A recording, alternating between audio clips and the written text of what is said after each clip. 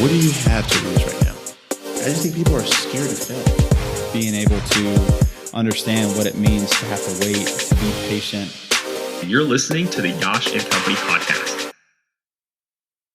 Hey everyone, this is Yash Chalasani, and yes, you are listening to another episode of the Yash and Company podcast. This is a show where we learn from the world's best 20 and 30-year-olds. This could be world-class athletes, nonprofit founders, or even entrepreneurs like the one we have on today's episode. Today we are joined by Mr. Grant Hensel. And before we get started, I just want to say thank you for listening to this episode. Whether you're listening to this on YouTube, Apple Podcasts, Google Play, or any other source, leave us a like, a review, or a comment. That's a little thing that goes a long way for everything that we do on this podcast. So thanks for the support and hope you enjoy this episode. So on this episode, we are joined by Mr. Grant Hensel. Grant is the founder of Nonprofit Megaphone, a company that's helping over 180 nonprofits manage the $10,000 a month Google Ad grant to reach their target audiences. He's also the founder of the Roundup app, which is very similar to Acorn. So it basically allows thousands of individuals to donate the change from their everyday purchases to a nonprofit they care about. Grant has graduated from Wheaton College, where in his senior year, along with his now wife, wrote to every Fortune 500 CEO and received feedback by nearly a third of them. And that is exactly what we dive into right away on the show. So Grant talks about how he actually wrote to these CEOs and asked them for a book recommendation. And based on the responses, he was actually able to compile it and publish that in Inc. and Entrepreneur. And Grant actually ended up writing a book with his wife. And on the show, he actually offers a code to get that book for free. So that's some exciting stuff. But on the show, we also dive into what he was able to really learn from that experience. And we dive into some of the books that were his favorite. And one CEO in particular that he was actually able to build a relationship with and what that meant to him. Grant also had a lot of fun over the years. He is what I would call a serial entrepreneur. He had his first exit when he was in high school before he went on to start many more. Lots of successes, lots of failures, and he talks about that on the show. But one thing that really stands out to me about Grant is that he seems to be a man of habit. And so he shares some of the secrets that he's been able to pick up along the way in his life. So if y'all have listened to the episode with Mr. Danny Huizinga, that's episode number 2, this episode is very similar. So Grant and Danny, to me, have very similar backgrounds and have very similar personalities, honestly. And so some of y'all have shared that y'all really appreciated the tidbits that Danny offered. Well, likewise on this show and this episode, I think that you will like what you have to hear as well. So without further ado, here is a long-form conversation with Mr. Grant Hensel.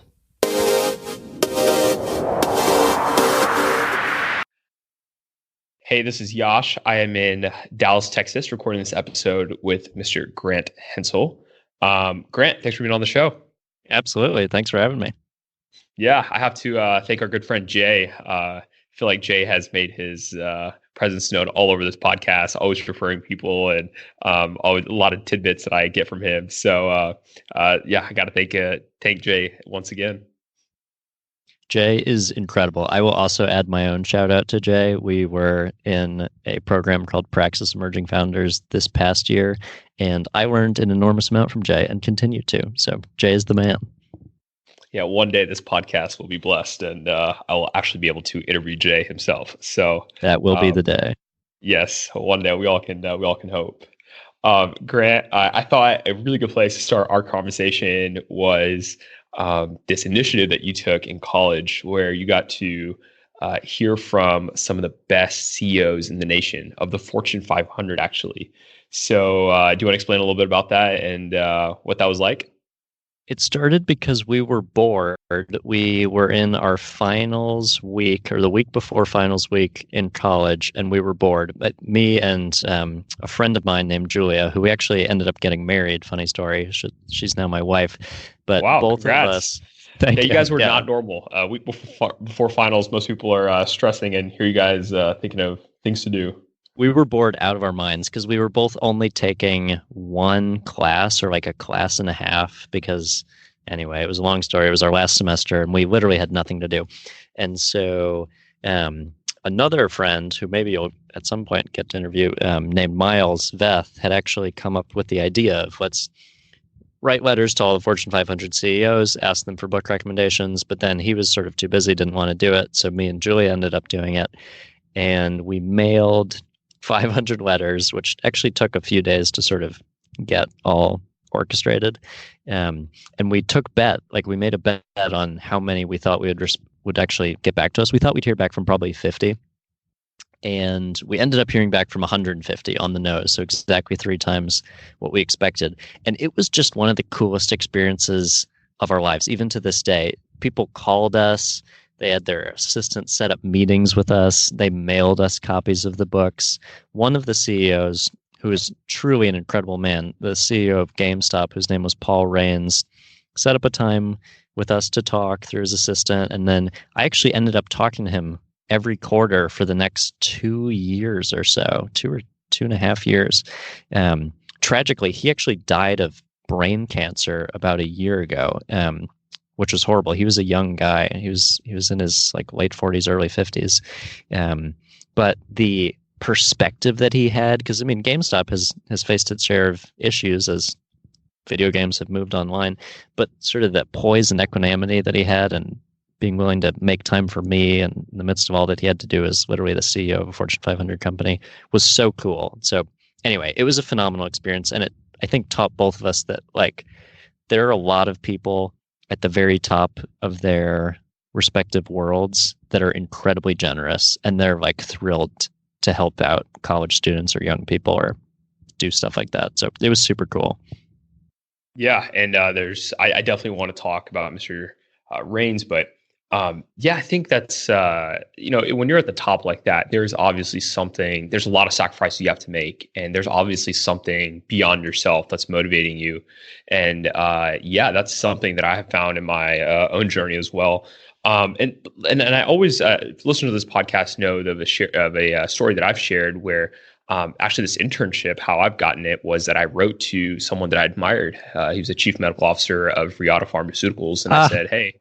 So cool. And that idea actually came from Jay, funny enough, because that's something he's done, and it was actually a physical handwritten note. So I'm very curious I really want to dive into, how you ask these CEOs, right? Because I think that makes a world of a difference. Personally, for me, I found it really helpful to actually, handwrite. But Grant, for you, what was that letter like? What was it handwritten? What did that letter say? What was in that letter?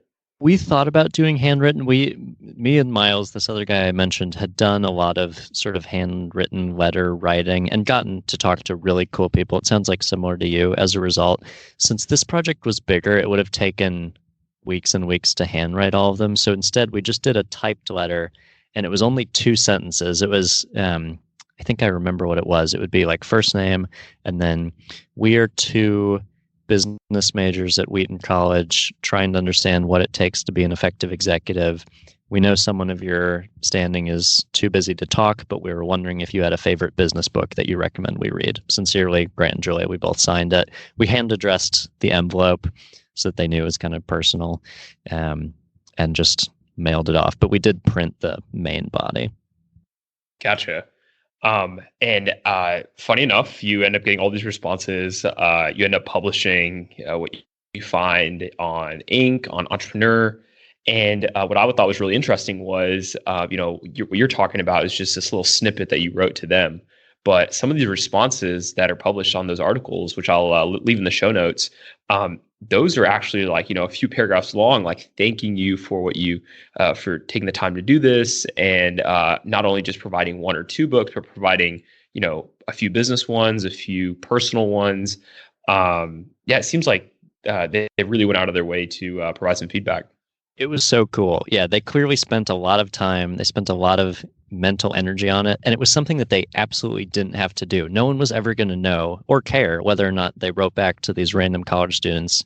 But literally a third of them said, you know what, this is going to be the most valuable use of my time for this 2 minutes. I'm going to write back to these kids. It was just cool. It's I hope that if I'm ever in a position like that, that's the way I'd be thinking. Because it just speaks volumes about how they approach the world. Yeah, and it gives you hope, right? As like a 20-year-old guy that's writing to these big executives, knowing that wow, these guys are touching the lives of not just people in their company, but even someone like you who's just reaching out to them. So, Grant, I would love to know about some of these books that these CEOs recommended. I'm sure a lot of people could have predicted some of them. The Seven Habits of Highly Effective People, some Jim Collins, but what are some books that have stood out to you from the list?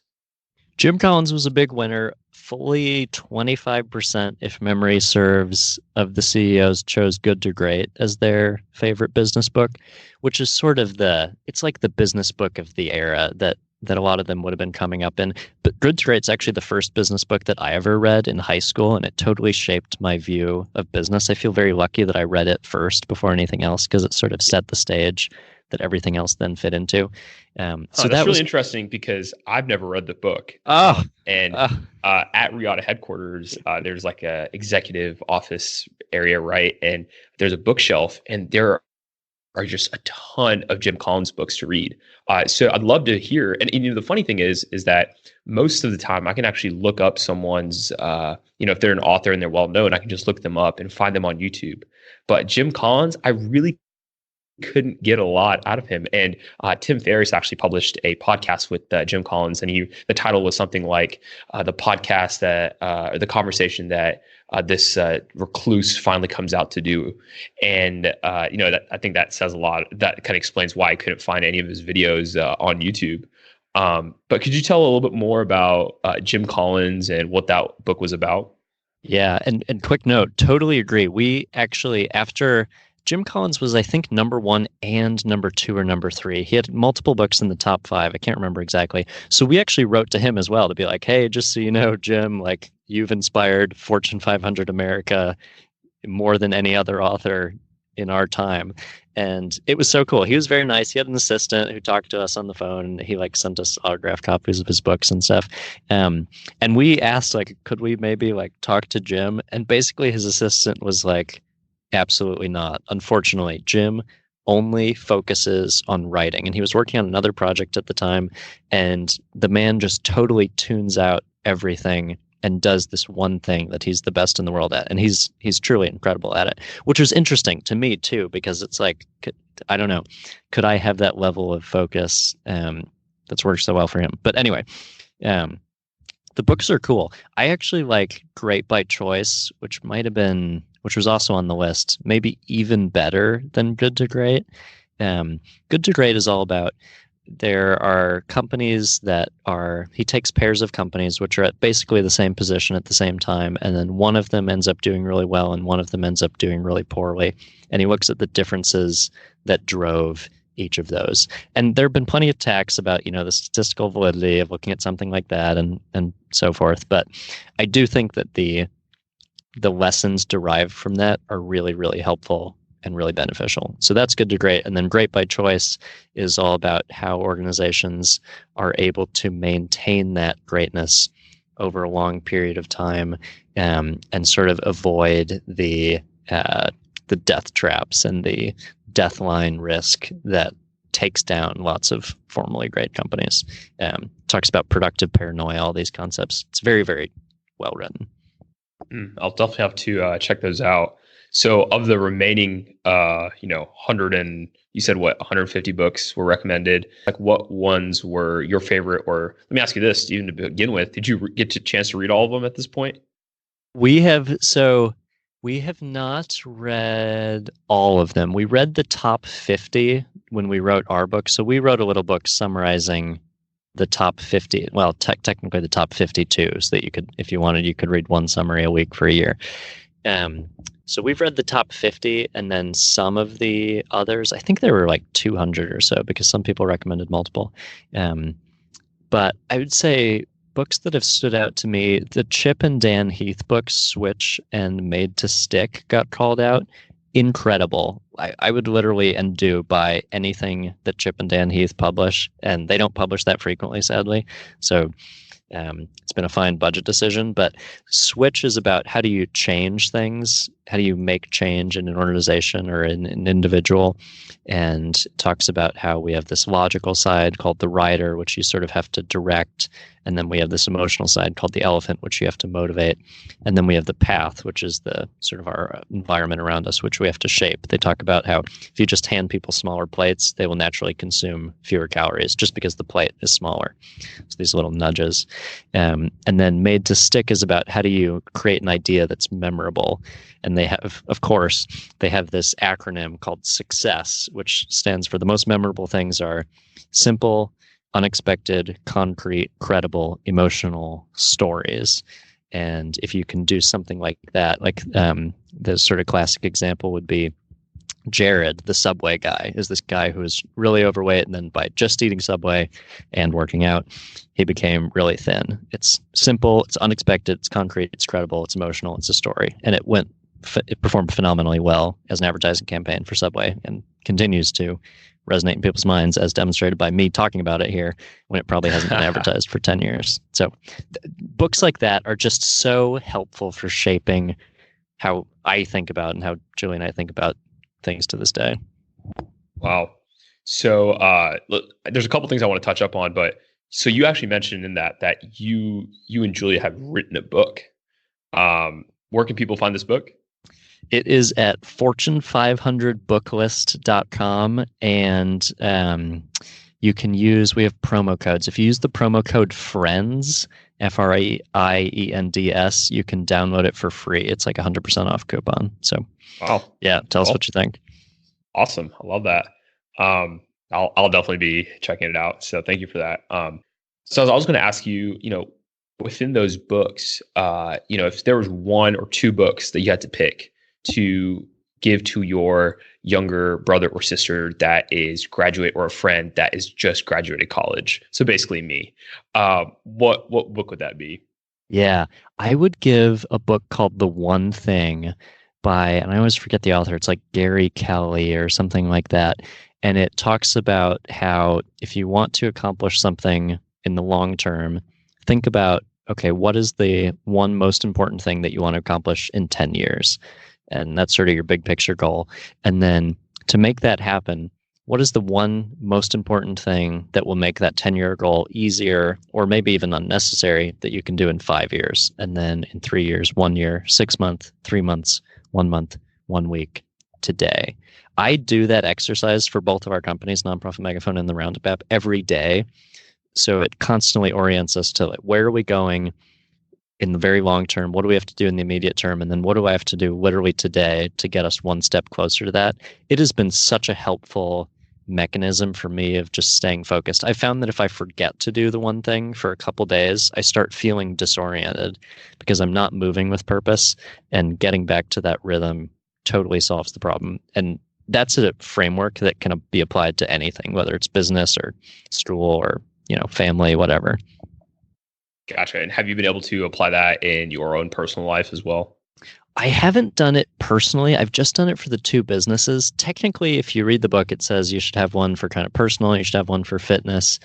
I have not done it for those. Julie and I have other rhythms that we have for, like, it sounds corporate, but like giving each other feedback or talking about like how we can be improving and investing in our relationship. We do that monthly and then semi-annually, like every 6 months. We call them semi-annual significant other evaluations.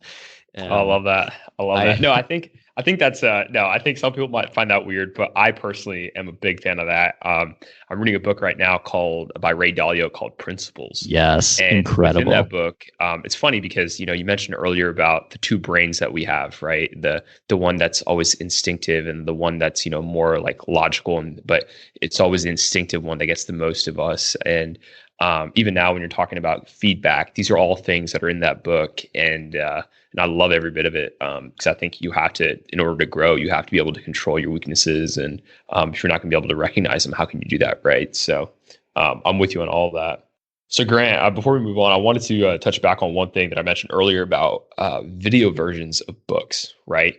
90% of the time, I can actually watch a video of an author talking about his book, and I've found that typically he or she will end up going through the majority of the book. So it kind of saves me from, a few hours of reading the book. So, so I was just wondering, I'm sure you come across videos of these authors talk of some of the books that you've read that are on this list. Have you found those videos to be really helpful in your own life, or maybe like repetitive at least? Yeah, it's interesting. I have not even thought about that. I don't think I've ever watched a video of an author going through their book, but that is incredibly smart and incredibly efficient. I kind of do audiobooks now mostly, and I found that I enjoy the duration and that it's helpful. I'm listening to Thinking Fast and Slow right now, which is like 15 hours or something. And for me, listening to it mostly on the commute for 15 hours straight helps the concept sink in. Just because, I don't know, that's typically what for me is necessary. But that is really smart, just watching videos to extract the essence quickly. I'm going to steal that. I'm always looking for feedback on little things like this that I try. So I figured you might have come across it, but if not, don't even worry about it. No, you're way ahead of me. So Grant, I would love to touch up on your own journey too, because man, it seems like you've been a serial entrepreneur since you were in college. Is that wrong to say? Brother, I have been since high school, and if I had my way, since middle school, although most of those ventures were smoking craters. But I've been trying since middle school. So what were some of those smoking craters? In middle school and high school, I was not allowed to own a business because I wasn't yet 18. So I just sort of did, I don't know, like things on the side. I did a variety of attempts to make money online in that whole world. So like drop shipping things through Amazon or eBay, which was a miserable failure. Doing things like trying to get other people to like take surveys and stuff, blah, blah, blah. Just like painful failures. One that actually went well was selling study guides to AP tests that I written in high school. That was actually good. It was called e-test notes, and someone randomly ended up buying the business, which was sort of this like very weird, dramatic outcome. But plenty of totally smoking craters. And I still, like after college, there have been smoking craters all the way. Some have done well, but some have totally exploded. Yeah, I mean, I think the best part about not being able to own a business till you're 18 is you kind of do it on the down low, and you don't have to deal with Uncle Sam, right? So you still have to pay taxes. You just can't legally own it. It's got to be like basically a sole proprietorship. Interesting. Okay. Yeah, that makes more sense. Well, this e-test notes thing, I've actually noticed that on your LinkedIn, and on there it mentions that you ended up getting a 5-figure salary exit on that. So I'm imagining you like this 18-year-old kid with like a 5-figure salary payout. Did that really spark you wanting to be an entrepreneur for the other aspects of your life, like going forward as well? It's interesting. For me, the what successes we've had are fun and like very encouraging and cool, but I don't know. I don't think they affect my sort of long-term outlook. I've wanted to be an entrepreneur since I was like 12 or 13, literally as young as I can remember. And I think even had all of the ventures up to this point totally flopped, I think I would still be as excited about it as I am right now. It's just the only thing that I every day I wake up and it's like, that's what I want to do. And it's been that way for a decade now. So I don't know. I don't think it's weirdly not based on a feedback loop. It's just, this is the only thing I do. And I couldn't tell you why. That's really interesting because, I think growing up, we all have an urge to do something, but sometimes we realize that our strengths are in different things, right? So, growing up, I had an urge to be a physician, but I've also, as I went through college, found out that I'm really good at the business side. And so I have these like dual interests. Have you been able to maybe challenge that inkling that you had growing up?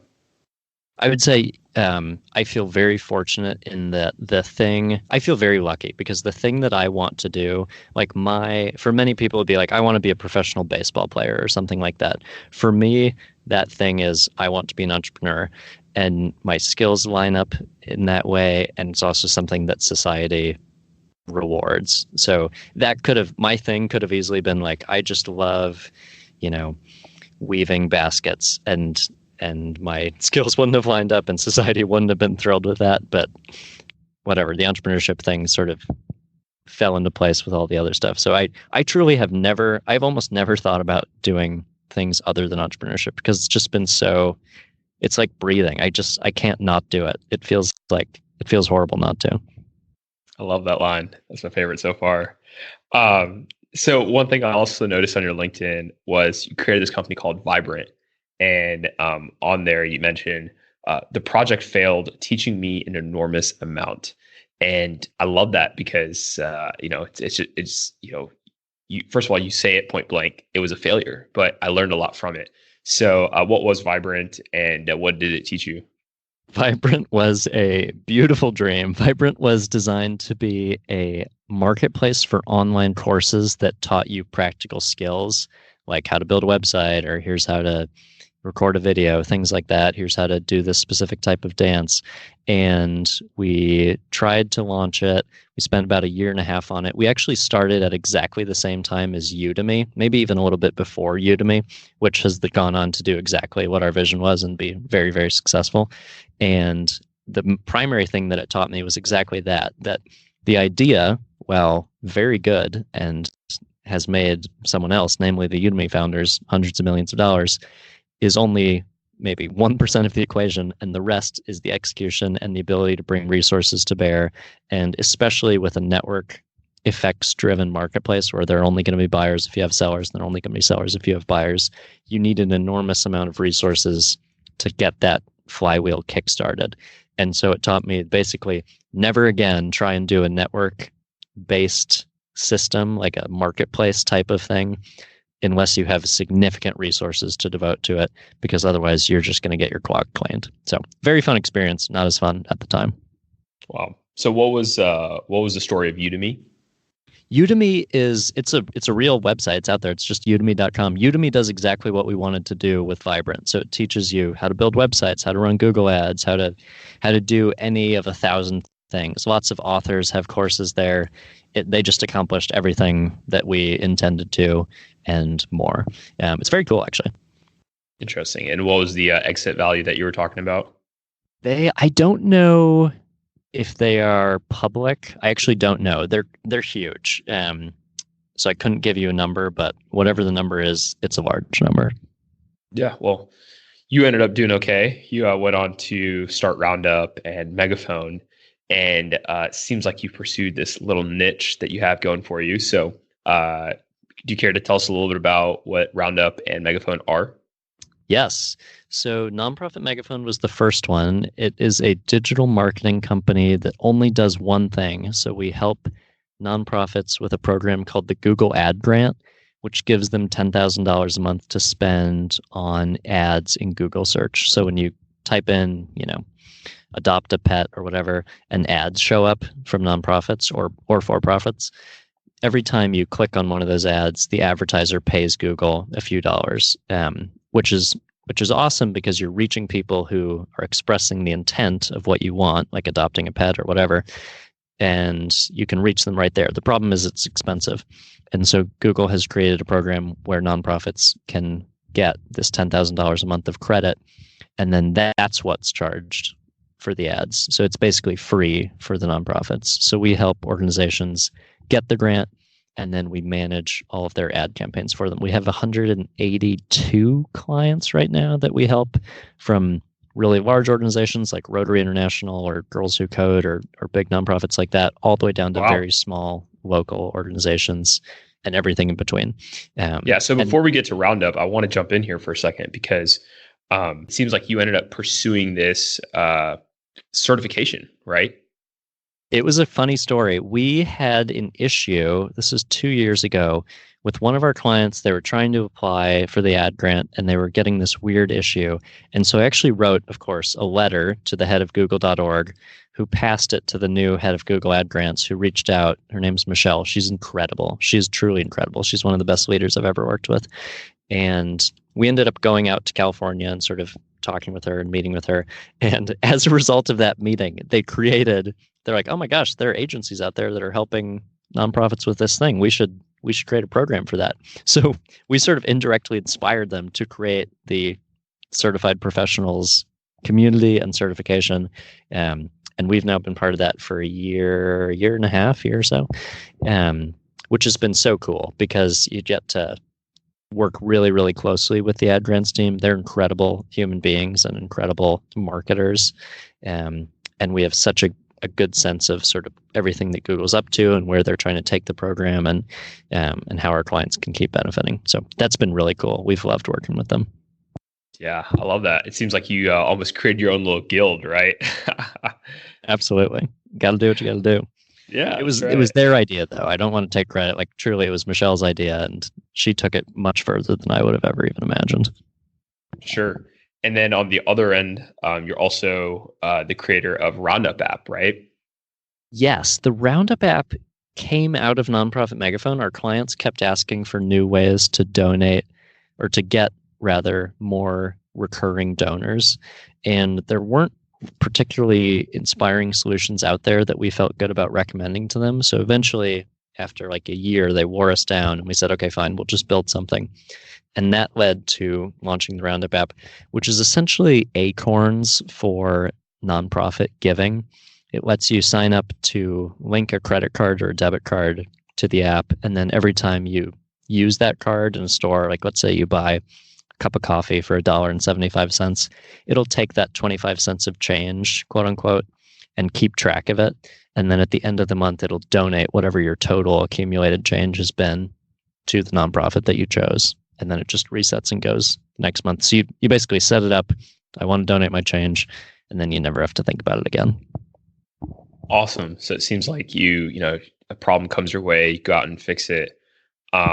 And, I'm really excited because I feel like this is, Roundup and Megaphone are great businesses right now, but they're only a start because it feels like you have other things that you're working on. Are there any other ideas that you have in mind right now that you're already thinking about? We have 1,001 ideas. I am constantly sort of fighting between the urge to pursue new projects or services that could benefit our clients and the desire to like focus on the core. Both Nonprofit Megaphone and the Roundup app are so small in comparison with their market. Nonprofit Megaphone, we have 182 clients, which is actually quite substantial. It makes us like the second largest Google grant focused agency in the world, which is kind of cool. But there are probably 100,000 nonprofits just in the United States that should be using the ad grant, and we are serving 182 of them. So you look at that, it's like this is like Coca-Cola in the 1800s. It just is so small in terms of its overall penetration, and so that's a challenge for me. It's like, I don't know. Do we stick the course, stay the course, or do we try and expand into these other things? It's something I literally wrestle with every day, including this morning. Wow. So, I think this is something that, people like me and just, others too really struggle with because they have these, like if I were to ask you, like, what are something that you're really passionate about, or what's your mission or your goal? And I can tell you very upfront what that is. And I can tell you what I'm doing right now to fulfill that.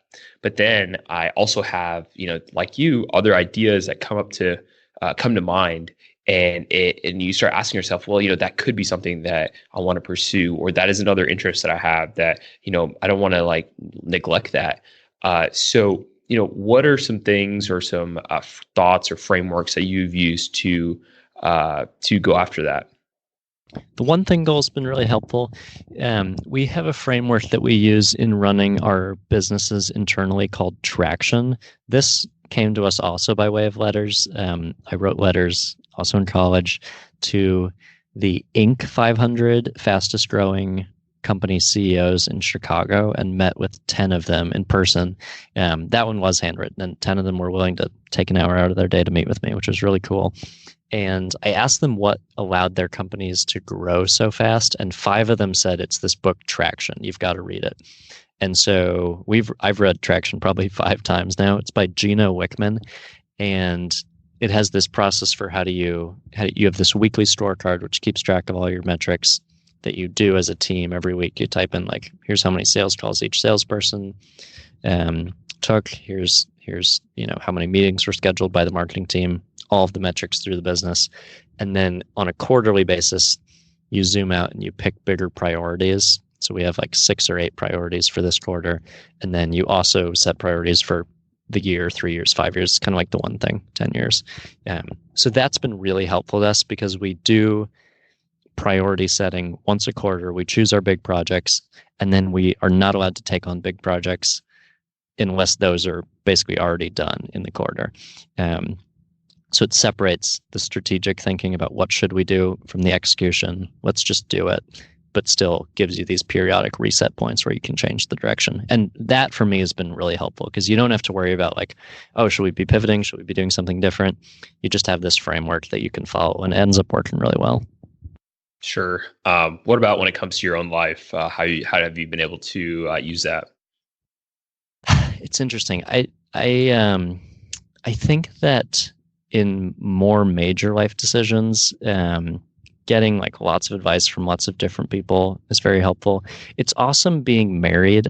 Me and Julia are in a couple of days will have been married for 2 years, and it's so cool to have someone to talk to who is fully up to speed with everything, like up to the minute, and then you can talk to them about a decision you're trying to make, and they have all of the context, they have all of the background, and they can just like give you an immediate sense of what they're thinking about it. That has been the coolest thing in the world, which I didn't foresee going into marriage. And marriage is wonderful for many other reasons other than just advice, but that's been really cool. Friends, family, same way.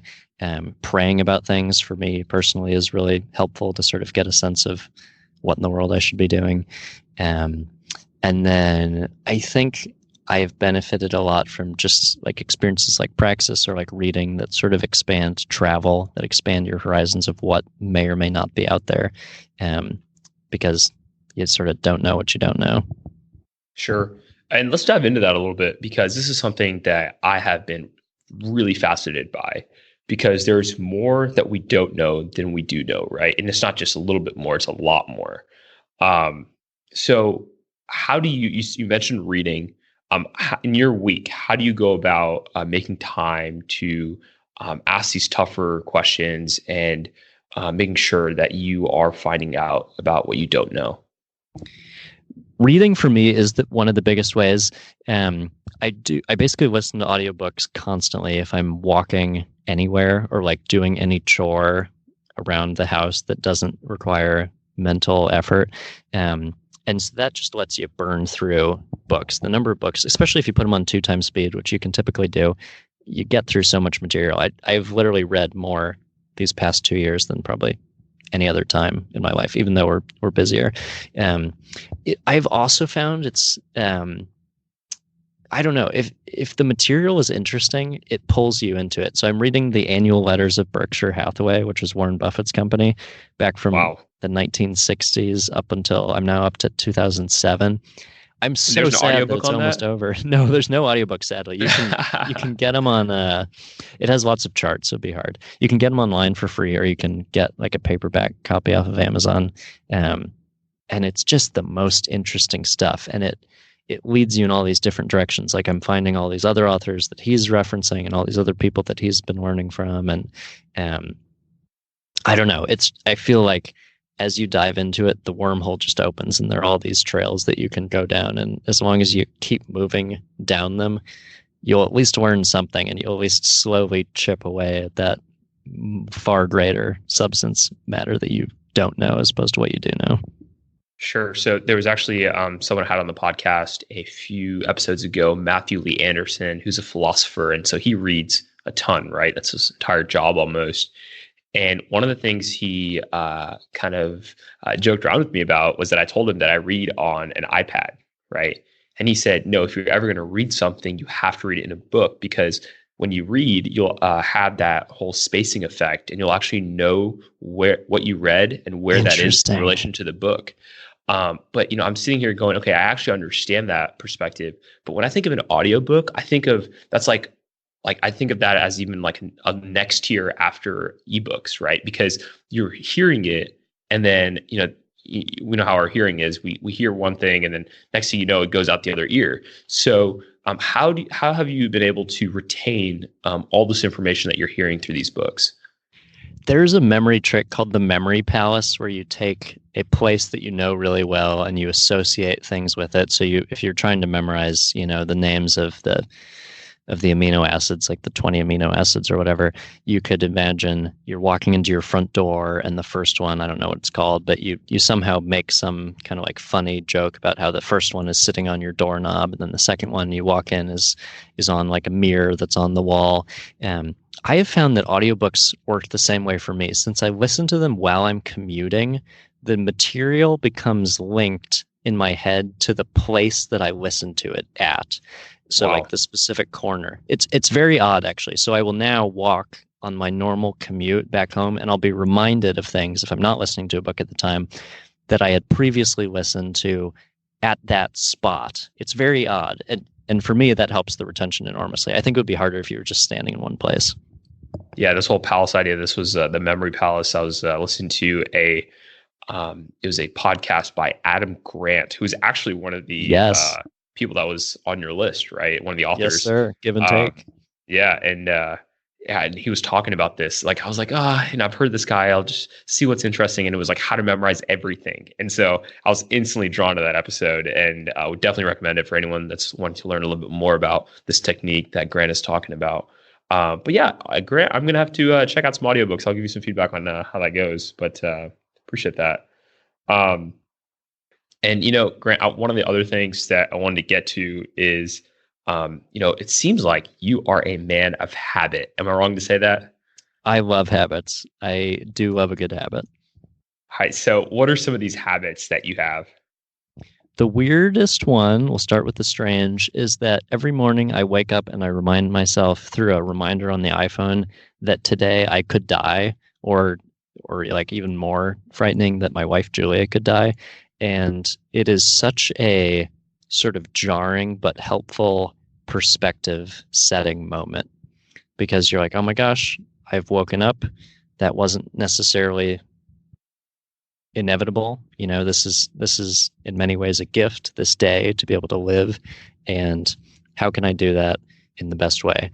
And sometimes it sort of becomes rote, like just sort of checking that off. But it's just helpful to, right at the beginning, set and be sort of geared in. Do the same thing with reading the Bible in the morning. It's a practice for me that's been really helpful. I do this martial art called Krav Maga 3 times a week, which is so fun. It's just this very practical, very strenuous martial art thing that has been really helpful in sort of getting into shape. Right at the beginning of the workday, I do the one thing exercise, and I also read off a list of affirmations of statements that I want to be true about myself, just to sort of remind myself of what it is that we're seeking to achieve here. And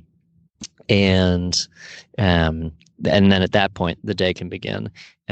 During the day, I've set up my inbox to only deliver email at 11 a.m. and at 5 p.m. And so I handle all email in like a big half-hour block at each of those times.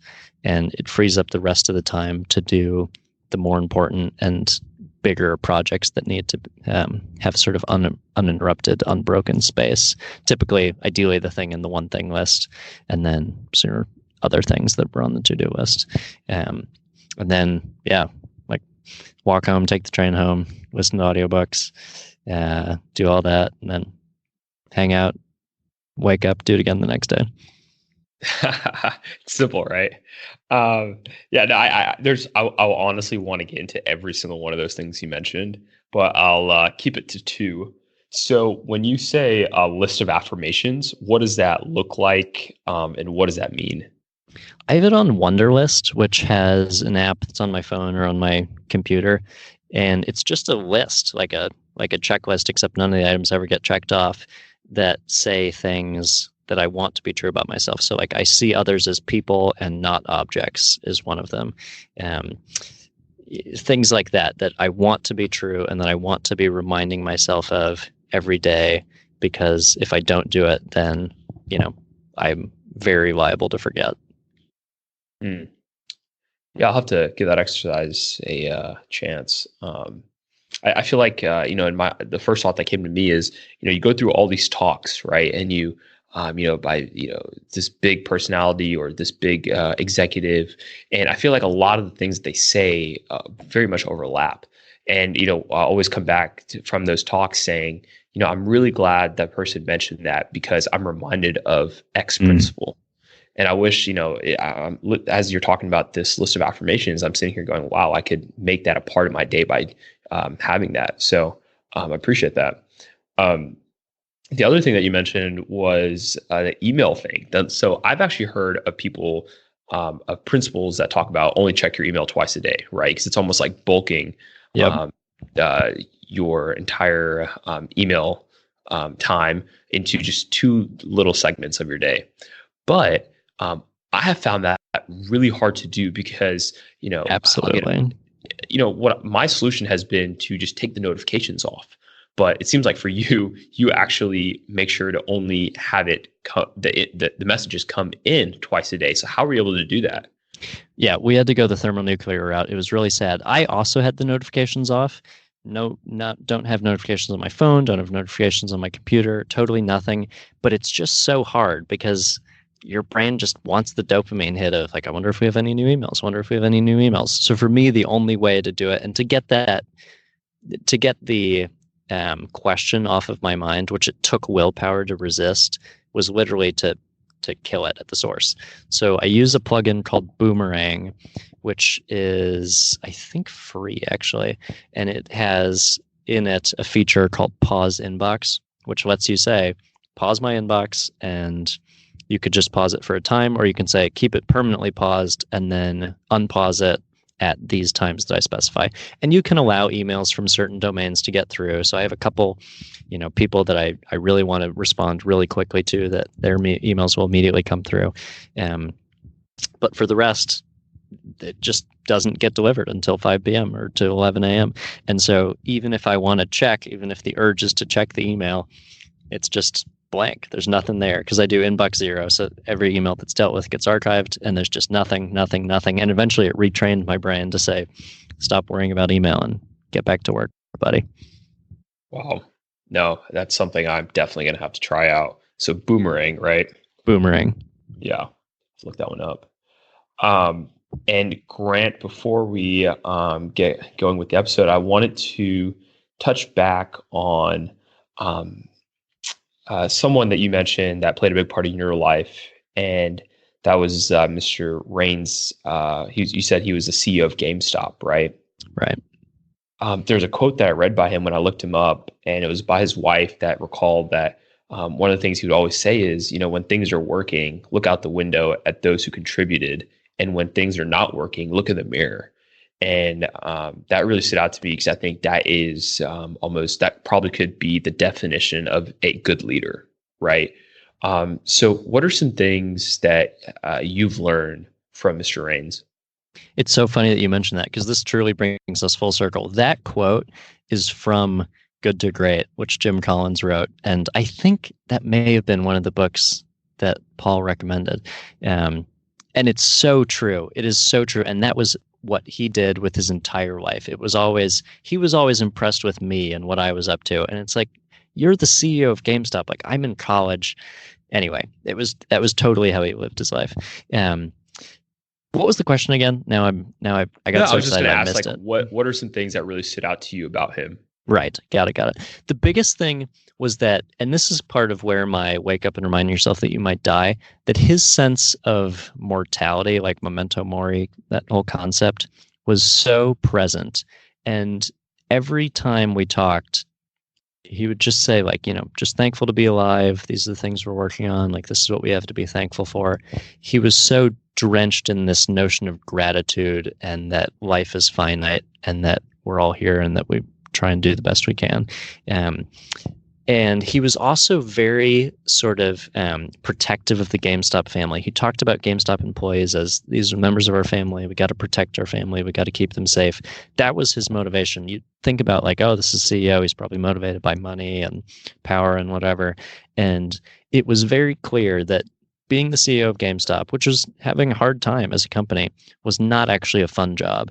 But what that got him up in the morning was that he felt that he could do potentially better than anyone else at trying to keep the people who had trusted their professional lives to GameStop Corporation safe, and that he could protect their jobs and their livelihood. And whatever that took, he was going to do it. But he also wasn't going to let it overrun him. He was going to have time for random college students. He was going to have time. One of the things that stood out to me more than anything else that he said was, I was asking him, similar to you, about his habits and how he does the course of his day. And he had the same time that he went home to dinner every night. And I asked, like, well, what if there's more work? And he just said, at this stage in my life, my kids are grown, and if I don't go home at that time, then my wife's going to have dinner alone. And that's not acceptable to me. Like, that's not one of my options. And it was so cool because the guy has 1,000 things to do, and yet his commitment to his priorities, his commitment to being thankful for the very fact that he's alive, totally was unshakable and was never attacked, from what I could see, by any of those things.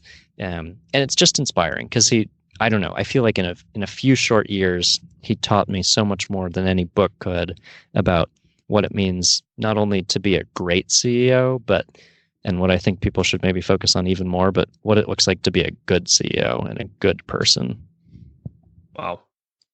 I love that. Yeah, it's going to be really hard to top that right there. But Grant, thanks so much for taking the time to do this. If someone wants to hear from you or to connect with you, what's the best way for them to do that? Best way is probably LinkedIn. I took a similar sort of thermonuclear approach with Facebook. I technically have one. The news feed is destroyed, so if I go there, there's no news feed. So that broke the habit of checking it. LinkedIn is definitely the best. I try and be active there, and would love to chat with anyone.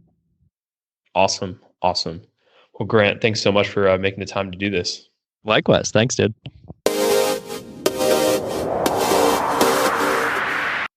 If you like what you heard on the Yash and Company podcast, go ahead and subscribe to stay up to date on all things Yash and Company. If you check out our website at yashandco.com, we'll actually mail you a free sticker if you subscribe. But until next Wednesday, ladies and gentlemen, this is Yash signing out.